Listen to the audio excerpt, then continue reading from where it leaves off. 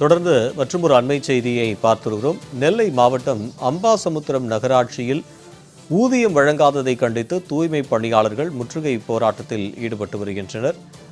தூய்மை பணியாளர்களுக்கு ஊதியம் வழங்கப்படாததை கண்டித்து தூய்மை பணியாளர்கள் தற்போது முற்றுகை போராட்டத்தில் ஈடுபட்டு வரும் காட்சியினை அண்மை செய்தியாக பார்த்து வருகிறோம்.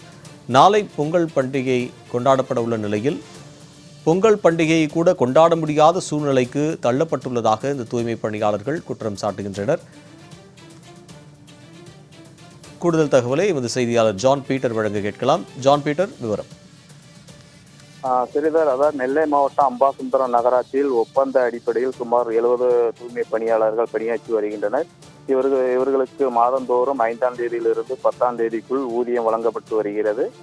இந்நிலையில் கடந்த 5 மாதங்களுக்கு மேலாக முறையாக ஊதியம் வழங்கப்படலை என கூறப்படுகிறது. அதன்படி தற்போது வரை ஜனவரி மாதத்துக்கான ஊதியம் வழங்கப்படவில்லை எனவும் கூறப்படுகிறது. இது குறித்து தூய்மை பணியாளர்கள் பலமுறை நகராட்சியில் மனு அளித்தும் பணம் இல்லாததால் இன்று திடீரென ஒப்பந்த தூய்மை பணியாளர்கள் சுமார் 70க்கும் மேற்பட்டோர் பணிக்கு செல்லாமல் பணியை புறக்கணித்தனர். தொடர்ந்து ஒப்பந்த தூய்மை பணியாளர்கள் அனைவரும் நகராட்சி அலுவலகத்தை முற்றுகையிட்டு போராட்டத்தில் ஈடுபட்டு வருகின்றனர்.